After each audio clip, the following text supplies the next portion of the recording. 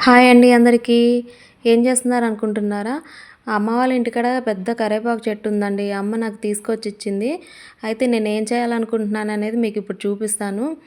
రోజువారీ వంటల్లో మనం కరివేపాకుని తీసి పక్కన పడేస్తూ ఉంటాం కదండీ! కానీ అలా అస్సలు చేయకూడదు. ఎందుకంటే కరివేపాకులో ఎన్నో ఆరోగ్య ప్రయోజనాలున్నాయి.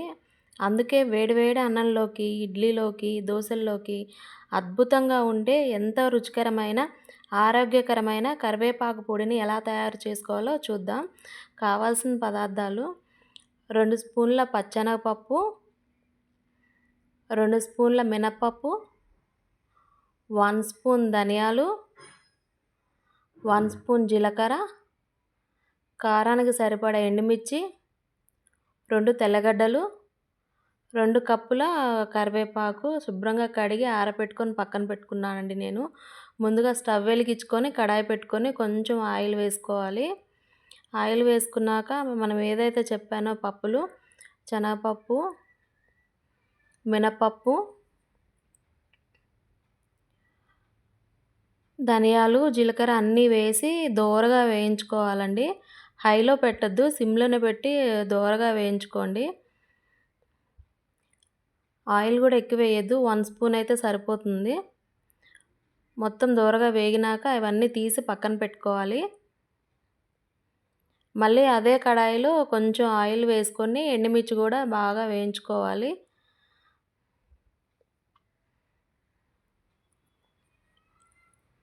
ఆ ఏగిన ఎండుమిర్చిని కూడా తీసి పక్కన పెట్టుకోవాలి.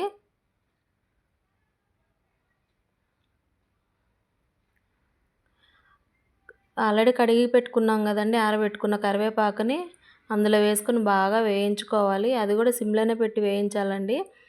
లేదంటే మాడిపోతుంది. అప్పుడు టేస్ట్ బాగా అనిపియదు. ఎక్కువ తేమ కూడా ఉండకూడదండి ఆకుల్లో. లేదంటే ఖరాబ్ అయిపోతుంది పౌడర్ అనేది. ఎక్కువ రోజులు మనకి నిలవ ఉండాలంటే ఎంత తేమ లేకుండా ఉంటే అంత బాగా నిలవ ఉంటుంది పొడి అనేది. సిమ్‌లోనే పెట్టుకొని మంచిగా వేయించుకోవాలి. చూడ్డానికి ఇట్లా గలగలలాడుతూ ఉంటాయండి. చూసారు కదా! అలా వేయించుకుంటే సరిపోతుంది. అన్నీ చల్లారిన తర్వాత మిక్సీ జార్‌లోకి ఫస్టు ముందు పప్పులు వేసుకొని గ్రైండ్ చేసుకోవాలి. అవి గ్రైండ్ అయిన తర్వాత ఎండుమిర్చి కూడా వేసుకొని గ్రైండ్ చేసుకోవాలి. మరీ ఎక్కువ మెత్తగా పట్టొద్దండి. కొంచెం లైట్‌గా పలుకు ఉంటే బావుంటుంది. కొంతమంది చింతపండు కూడా వేస్తారు. నాకు చింతపండు వేస్తే నచ్చదు. అందుకని నేను స్కిప్ చేశాను. మీకు కావాలనుకుంటే నేను చూపించిన క్వాంటిటీకి చిన్న రెక్క చింతపండు సరిపోతుందండి. 1 స్పూన్ సాల్ట్ ఏసుకున్నాను నేను. ఏసుకొని మళ్ళీ ఒకసారి తిప్పుకొని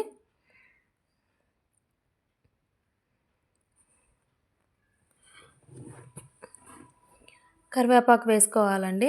అది కూడా వేసుకొని ఒకసారి గ్రైండ్ చేసుకోండి. మరీ పొడి పొడిలాడుతూ కాకుండా మెత్తగా కాకుండా కొంచెం పలుకుగా ఉండేటట్టు గ్రైండ్ చేసుకొని సరిపోతుంది. తర్వాత మనం ఆల్రెడీ ఒలిచిపెట్టుకున్నాం కదండీ తెల్లగడ్డలు, అవి వేసుకోవాలి. అవి వేసుకొని గ్రైండ్ చేసుకోవాలి మళ్ళొకసారి. అంతేనండి, ఎంతో సింపుల్‌గా కరివేపాకు పొడి రెడీ. వేడి వేడి అన్నంలోకి కొంచెం నెయ్యేసుకొని తింటే చాలా టేస్టీగా ఉంటుంది.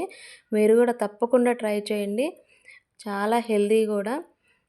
ఇది ఒక గాజు సీసాలో గానీ, ప్లాస్టిక్ దాంట్లో గానీ తేమ లేకుండా స్టోర్ చేసుకుంటే 1 మంత్ అయినా అలాగే ఉంటుందండి. అస్సలు ఖరాబ్ కాదు.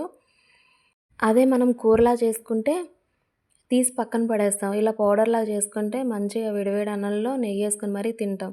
అందుకే మీరు కూడా ట్రై చేయండి. Thank you. నా వీడియో నచ్చినట్లయితే లైక్ చేసి, షేర్ చేసి, సబ్స్క్రైబ్ చేసుకోండి. Thank you all.